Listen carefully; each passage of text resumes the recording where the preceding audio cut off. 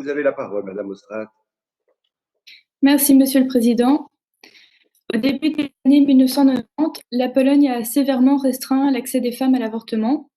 Auparavant autorisée à titre gratuit, l'IVG est alors devenue une pratique illégale, sauf dans les cas où la grossesse résulte d'un viol ou d'un inceste, qu'elle pose un risque pour la femme enceinte, ou si le fœtus présente une malformation grave.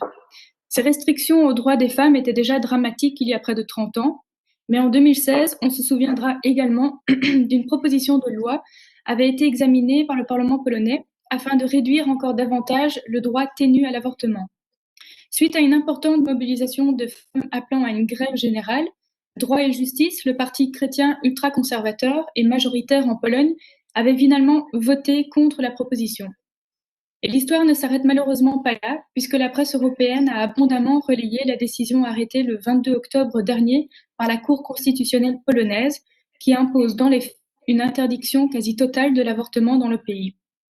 La décision vise en effet à interdire désormais les avortements réalisés en cas de malformation grave du fœtus, qui constituait la quasi-totalité des IVG pratiquées légalement. Ce recul des droits des femmes au sein de l'Union européenne est évidemment aussi choquant qu'inadmissible, et il a été dénoncé de toutes parts.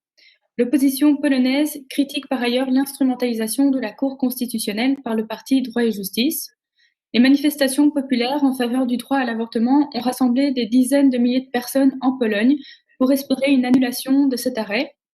Des actions ont également été menées à Bruxelles, devant l'ambassade polonaise. À l'heure d'écrire cette intervention, le gouvernement polonais semblait avoir suspendu toute décision sur l'IVG pour calmer les manifestations, mais le risque restait évidemment bien présent. Dans la pratique, les conséquences que provoquent ces manœuvres ultra-conservatrices sont bien connues. L'interdiction de l'avortement n'empêche pas toutes les femmes d'avorter, mais les contraint à le faire dans de très mauvaises conditions. Alors que l'IVG constitue déjà intrinsèquement une opération mentalement et physiquement éprouvante, elle doit en outre être pratiquée dans un autre pays, de façon illégale, malgré les dangers que cela représente. En juillet dernier, le ministre polonais de la Justice affirmait même que la Pologne devait sortir du traité européen contre les violences faites aux femmes, communément appelé la Convention d'Istanbul. Monsieur le secrétaire d'État, le gouvernement bruxellois a accordé une attention notable à la question des droits des femmes dans son accord de majorité, ainsi que dans sa dernière déclaration de politique générale. J'estime que la région doit s'exprimer de manière claire et officielle envers cette atteinte à ces droits que nous observons dans l'Union européenne.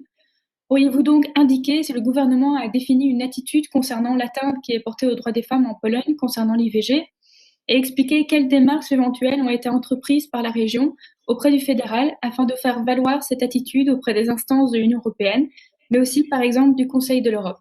Je vous remercie.